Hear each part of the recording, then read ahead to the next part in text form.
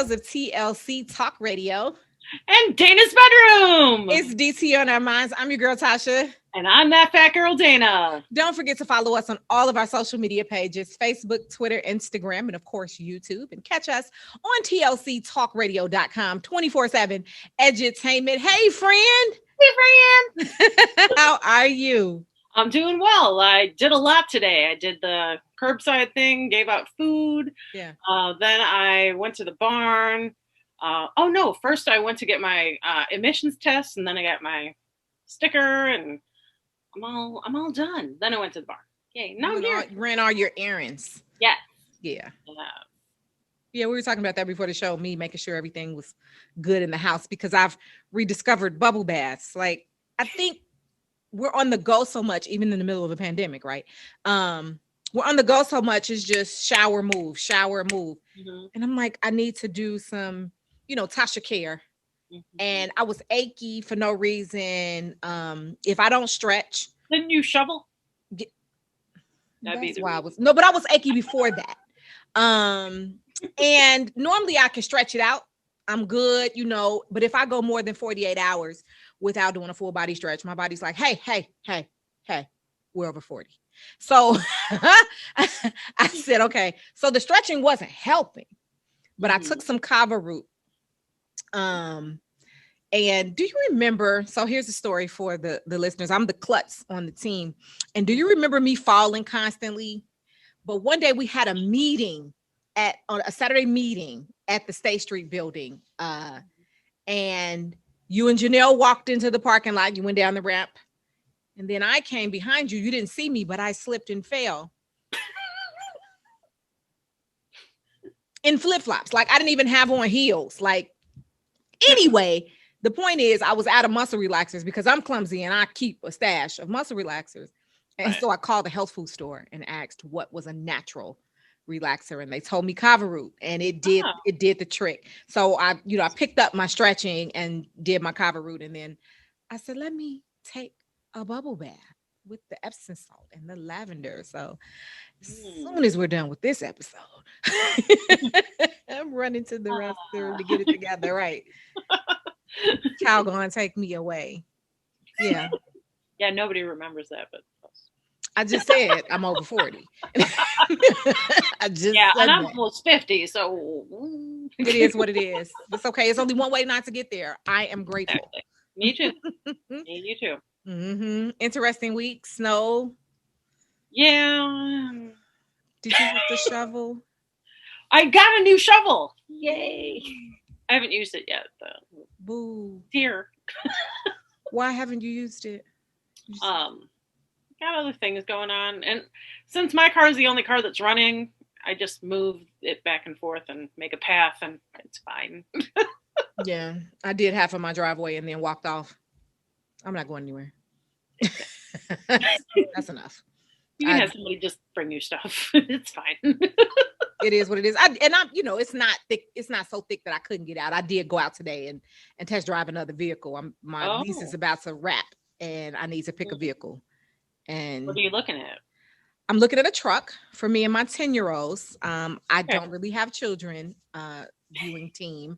Those are my parents. So I want to make sure that they fit and they're comfortable. Get in and out. Mm-hmm. Yeah. So it's not so high that daddy's looking at me like, why'd you buy this? Or so low that he's asking the same question, but with a different face. So like a mid-size kind of SUV situation. Yeah. Or even a crossover. I'm cool with the sedan. Like I have a sedan. My mother has a sedan. Pop likes my sedan better. Okay. Than Mama's. But I wasn't very happy with that leasing situation. I mean, the people were good, but I wasn't happy with the vehicle. So. Right. You had a Volkswagen, right? Mm-hmm. Yeah. Okay. I just wasn't happy with it. And so, yeah. What are you going to do? Move on with my life and buy something else. All right. We've got a great show lined up for us today. Yes, we do. We have my friend Jason, who I am actually doing a documentary on. So he is Jason a Death Proof Jay Harris, and here he is. Say hi. Hey, I'm unmuting him. Oh, What's going on? Thanks for having me. you're very welcome, sir. How are Thanks you for having me. today? It's good. It's been a long day. It's been a long day. Yeah. I think How that's about all you of our guys? stories. Yeah. I Same. was here. Yeah. What about you, Tasha? How was your day? Real good. No complaints, really, but just, you know. You didn't slip and fall like I did yesterday, did you? Oh, no. I just said I was the klutz on the team. You can't be the second klutz. It's only one faller in the group, and I'm it. Well, you know how to professionally fall. Yeah. Okay. Thank God I'm not professionally fall. I fell yesterday and everything was in slow motion. Oh, God. That's how I felt when I Yeah. broke my foot. Yeah, everything was like in slow motion. I just laid there and just looked at the sky like I can't believe it just happened. But Did you're you okay. slip on the ice? Yeah, I'm okay. Yeah, of course. Listen, that's okay. You can't take my title. No, I want no Kidding. smoke. I'm No kidding. smoke. I'm kidding. Please don't listen to me. So, Yes. Jason, you're on the show. You and Dana are doing wonderful things. How did you guys meet? And then I'll let you kind of take the story from there.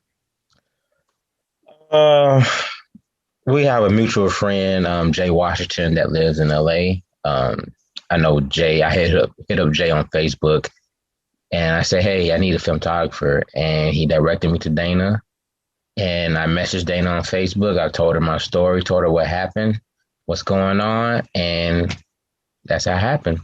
She's been good to me. I'm grateful for her. She does amazing work, Thank you. and I can't wait to see what the finished project will look like. Well, we have to finish first. Yeah. Tell us Yeah, about the project. We've been on a bit of a hiatus because of COVID. So Yeah, Sure. COVID put a pause on everything. yeah. So we're actually I'm filming a documentary of basically your recovery and you getting into what exactly? Can you talk about that? Not right now. It's there, but I can't let the people know. Not yet. All right. So it's a big surprise that'll be at the Yeah, I can't let the end people know. of the documentary. But Yeah, we have to wait for it to happen. yeah. It's a documentary on what happened to me 2 years ago. I got shot 4 times. And it's a documentary of my recovery back into the wrestling ring and how I process everything. Yeah. So I'm anxious to see what it looks like. And like I said, COVID put a pause on everything. Sure. I would say maybe another year or two it should be done. Oh yeah. Yeah. Better be. Yeah, it will. It will. It will. COVID needs to go. It will. Yeah. Ruining my film. It will. What led you to say this needs to be documented? Did it start off as a situation where you were just documenting for yourself, or did you just say, you know what, I need to do this and everybody needs to see it? What was that process like? Yeah, I wanted to let the people know. I wanted to relate to the people that no matter what happens to you, if it's bad car accident, it's if you're suffering from PTSD, that you can overcome it, and if you put your mind to it, you will beat it. And I started like documenting my physical therapy sessions. When I think I documented me learning how to walk again, learning how to run again, and just numerous things. I'm just gonna wait for the documentary. So I don't want to spoil it or anything like that. But Sure. So it Yeah. sounds like it's a story of resilience. yes, and you hit it right on the head because I have a T-shirt that says resilience. So you hit it right on the nail. It's a story of resilience. Okay. And are you at liberty to share what led to this shooting? Like, I don't want to. Yeah. I was working at a nightclub 2 years ago on August 28th. Mm. And we had escorted a guy out and everything. And, He had came back later that night, and I guess he was so high off pills and drugs and everything, and I felt that night, I felt something in the air. Like I always like watch documentaries when people almost lost their life and they can feel different energy, like a strange energy that night. Sure. I felt something that night when I woke up. Uh, I really didn't feel like going to work, and I dragged my ass there, and it was a real slow night. It was a real slow night, and I'm like, this is weird. So we had like 4 call offs that night, Mm. and I'm like, wow, like shit, it's gonna be a long night. And I had told my buddy, I said, well, it's gonna be a long night. Hopefully, it don't turn crazy or anything like that. And I felt the energy right away. And I told him, I said, man, something don't feel right tonight. Something don't feel right tonight. And he's like, that's good that you can sense that. You know what I'm saying? Keep sensing that. I'm like, yeah, something don't feel right tonight. Then boom, situation happened at the bar. I had talked to the guy, and it just seemed like he was just so angry, so frustrated and everything. And I just, told him to relax and everything, calm down. Yeah. And like 10 minutes later, one of the promoters got me and said, hey man, this guy gotta go. He's causing trouble, blah, blah, blah. So I walk over there and I see him. He's arguing with one of my coworkers that wasn't happening to work. He wasn't working and he was just there chilling. And they're getting ready to scuffle. So me and my coworkers escorting him out the club. Around 3:30, that happened like 12 o'clock midnight. Around 3:30, I'm walking my friend to a car and everything, and he approaches me from the side and it's like, hey, don't do that anymore. I'm like, do what? And I happened to see, he had the gun on him and everything pointed at me. And I didn't know what to do. I was scared. I didn't want to, put my hands up or anything like that. And he would get scared and just shoot me, Right. take me out or anything. And I was just scared. And I just defended myself, in the process, I got shot, 4 times. I think he shot at me 7 times, got shot 4. Jesus. Yeah. Went unconscious and they rushed me to the hospital and everything and put me back together, Yeah.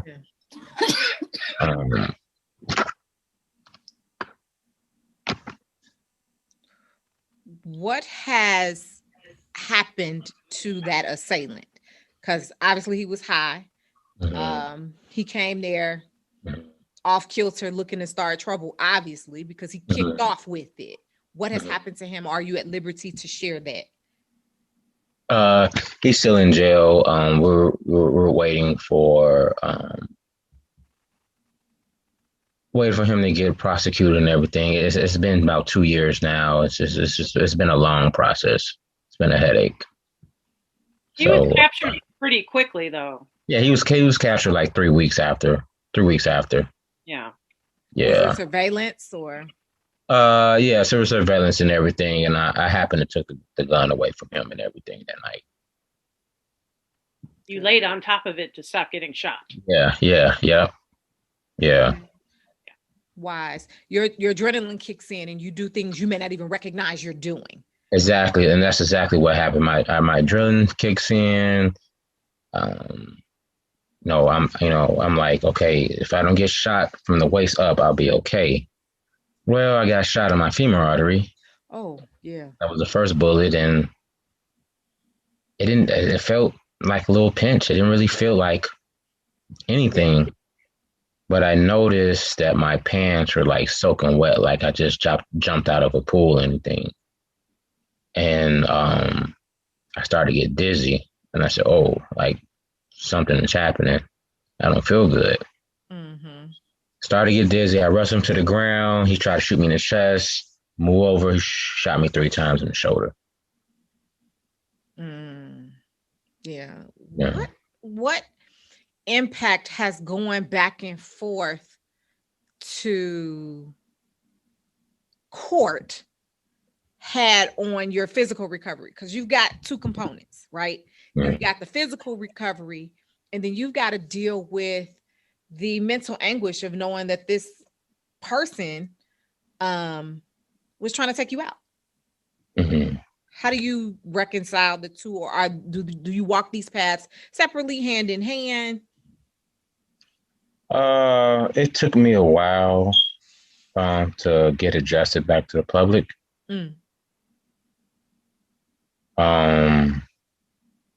I didn't like going anywhere. I liked, staying secluded from everybody. Makes sense. Yeah, it took me a while, maybe about a year and a half. It took me a while. But then I told myself, like, this is not the way to live. That, I want to be out and enjoy myself, and too, I live in Chicago. We live in this, this crazy ass city. And I still don't go certain places. I don't like partying here. You know what I'm saying? Like, if I do party, I go out of town. You know what I'm saying? Enjoy myself. But by that happening to me, it seemed like it made the city more smaller because now everybody knows me.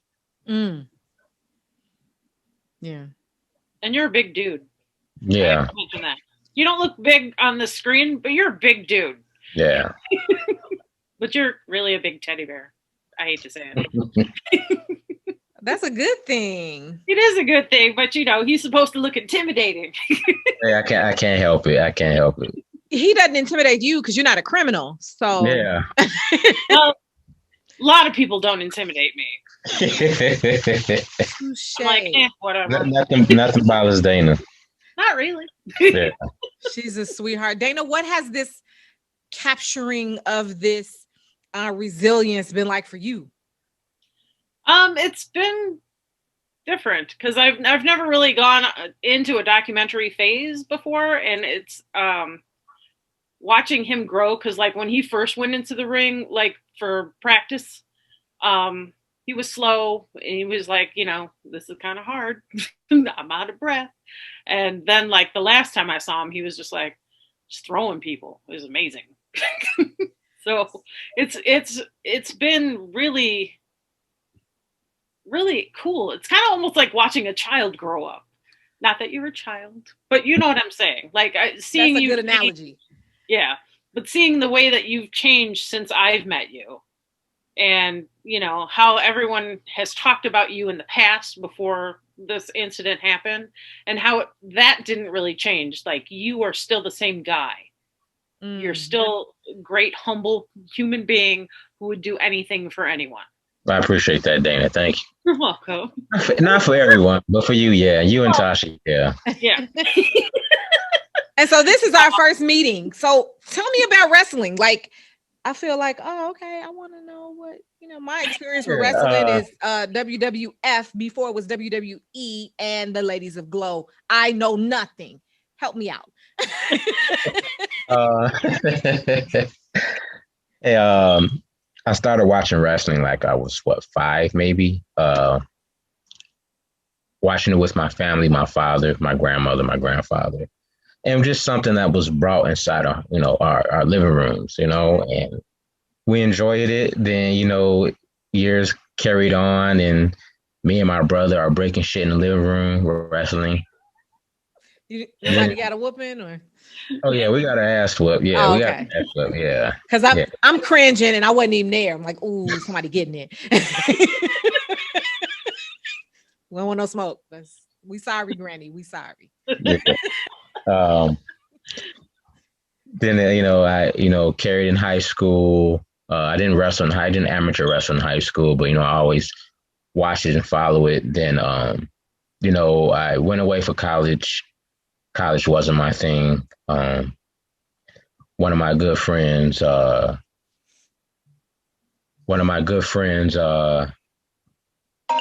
Phone call. Sorry. One of my good friends, Khalid Chapman, he's also a wrestler. Okay. He's like, hey man, I'm going to train to be a professional wrestler. I'm like, how? Like, where do you train at? And he sent me the brochure and everything. Um, I said, okay, I'm gonna give this a try. And I gave it a try.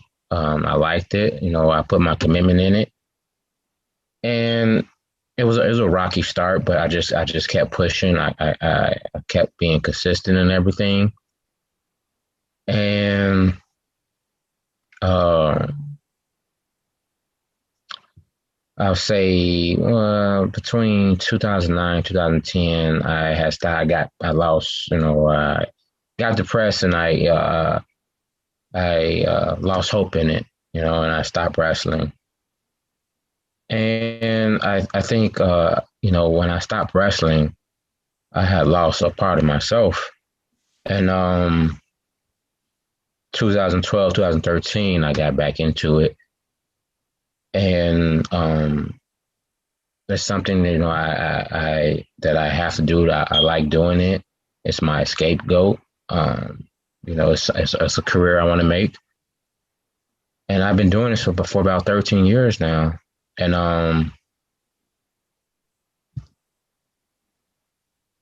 I think by me wrestling maybe saved my life that night. Mm-hmm. I was because going of to the ask, yeah. because of the adrenaline rushing, the way I moved and everything. And I'm like, shit, wrestling saved my life that night. Yeah. That training and adrenaline kicked in. Your body Yeah. understood what was happening and it needed to fight. Exactly. How has wrestling impacted your recovery? So, of course, in that moment, your training kicked in, but recovery, like Dana was saying, she noticed kind of the growth. What has that been like for you mentally?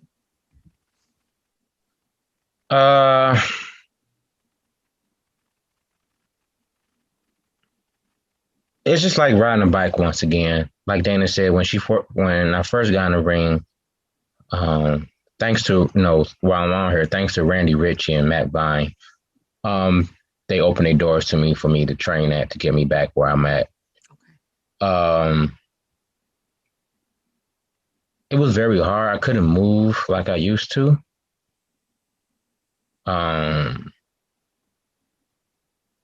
But it was my determination and will to get back in better wrestling shape. This is what I wanted to do, and I figured out what was my purpose. And I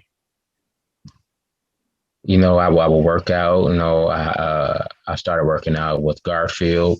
Big shout out to Garfield, G-Fit. And he helped me get back in shape. He helped me get my cardio back up and everything. And I just every day I would go to the gym. I would go train. Every day to go gym, go train, gym, go train.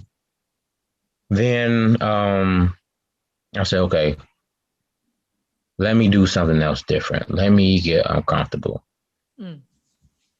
And so I had found this gym, this mixed martial arts gym. Okay. Warrior Evolution. And I had hit them up and I started training mixed martial arts, MMA. And ever since it's been so good to me. And shout out to, Coach Sean and Coach Carlo over there. You can find them on Facebook, Instagram at Warrior Evolution if anybody's interested. But,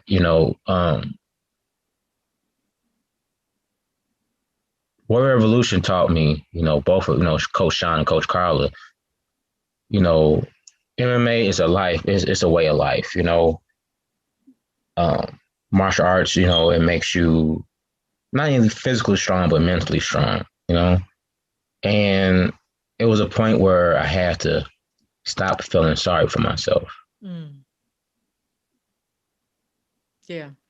I never really saw you as feeling sorry for yourself. I mean, there were moments where you're just like, ugh. But like, do I look good? But yeah, that comes as a wrestler. Like, you don't think you look as the best, Right. But I never saw you as feeling sorry for yourself. Yeah, it's been times where I'm like, well, damn, like, I can't move this way no more. I can't do this, and I blame it on injury. Mhm. But I'm learning the process that you still have to do it. You still have to keep moving. Yeah. Mm-hmm. Most Yeah. definitely. No matter what hits you in life, you still have to keep moving. Mhm.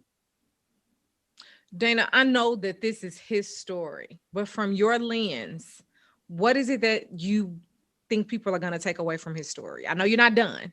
Oh, um, a lot actually. I think a lot is going to be taken away from his story because not only like did he survive, but he's pressing forward and thriving and getting pretty much almost everything he wants soon. Got to work for it. Nothing comes easy. I still have to Right, work right, for it. and you do, and you like Jay said that one time. He said you have the story to go with your success. Mm. So you have the background. So it's I can't say exactly what he said because we can't. Yeah. It's like Yeah. Give it all away. I get it. Now, I see old friends in the street and they say, "Oh, what's up, 50 Cent?" And I'm like, Really? wow. really? Wow. And when I was in the hospital, I listened to a lot of 50 Cent, a lot of Tupac, and I could relate to the songs, because you know I wasn't able to walk. I was in a wheelchair, and like the first week, I was so doped up off meds, pain meds, and everything. And sometimes I just put my headphones in, go to sleep, listen to the music. But a lot of things, that they talked about, because both artists suffered gunshots and gun wounds, and people out to kill them and everything, and like, I think I was listening to Get Rich and Die Trying, and I think 50 said, I think he said something like the thoughts in my head. Sometimes I talk to God at night. He doesn't talk back, or he has nobody to talk to besides God, something like that. And I kind of felt that because, you know, um, sometimes I didn't really have nobody to talk to, besides my real friends and family. But like when you wake up 3 o'clock in the morning, 4 o'clock in the morning, you're like, who do I talk to? You know what I'm saying? It was a very divine moment for me, spiritually, in the hospital. I tell people all the time that, I couldn't do the things I used to do, like go to the bathroom by myself, bathe myself. It was a very humbling experience. Sure.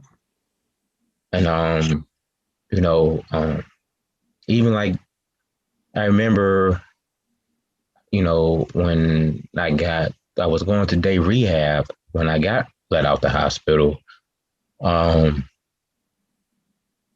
I couldn't go anywhere, you know what I'm saying? I couldn't, because I couldn't enjoy myself like I wanted to, because I always had that thought, that back thought in my, that back thought in my mind, like, what if something happened to me again? And I think going to Walmart was like the highlight. Like, I want to go to Walmart. And You I'll and my be so mother. happy going to Walmart. And I get in my scooter and, pick out stuff I want to buy and everything. It was just, I noticed the little things in life made me happy. Again, appreciate those little. You have to appreciate the little things in life. Mm-hmm. Hmm. How long was your physical recovery? I'll say about a year. Okay. Yeah. Yeah. Yeah, I'll say about a year. Because I met you, 4 months after it happened? 4 or 5 months? Yeah. Well, did you? I think you did. I think it was January, right? It was winter. Winter, maybe Yeah. no. I think we started talking in November, and then we got November. together. We got together in January. December or January, something like that. Yeah. Yeah. Yeah. So it was pretty quick as far as I was concerned. I was like, oh, okay. We can get started. Yeah, from the severity of your injury. Yeah. Sure. Yeah. And you still have shrapnel too in your shoulder, don't you? Yeah, I still have pieces of the metal around my shoulder that they don't want to take out because they'll damage the nerves and everything. Yeah. Yeah.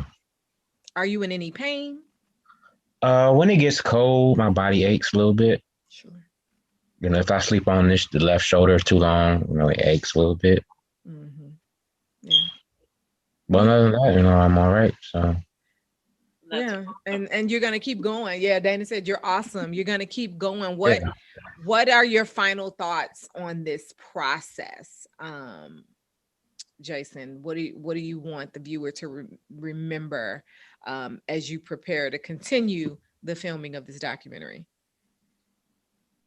I just want to reach out to the viewers. You know, I know it's been a lot of people in the world, and especially, you know, in Chicago that suffered, you know, gunshot wounds. And I want to relate to them, you know, and let them know that it's going to be okay, you know. Mm-hmm. See, he's an amazing human. I hear this is our first introduction, but I certainly hear it. My personal, you know, best wishes to you on this journey of healing. It sounds like when you finish with this documentary, this is an opportunity for you to share. You know, I don't know, my mind goes, I can't tell you what to do, but in my mind, I see you speaking to gunshot victims, you speaking encouragement, maybe working with a counselor to talk to people who can't get past a certain point because you've already done it. But that's just where my mind is. Right. Yeah. Right. I think that was a great positive way to wrap the show. Jason, thank you so much for being a part of today's episode. Thank you, guys. I really appreciate it. Thanks for having me on here. My pleasure. Yeah. Indeed. From the studios of TLC Talk Radio and Dana's bedroom. This has been DT on Our Minds. I'm your girl, Tasha. And I'm that fat girl, Dana. Don't forget to follow us on all of our social media pages, Facebook, Twitter, Instagram, YouTube, and catch us every day on TLCTalkRadio.com, 24/7 entertainment. We'll catch you next week. Peace.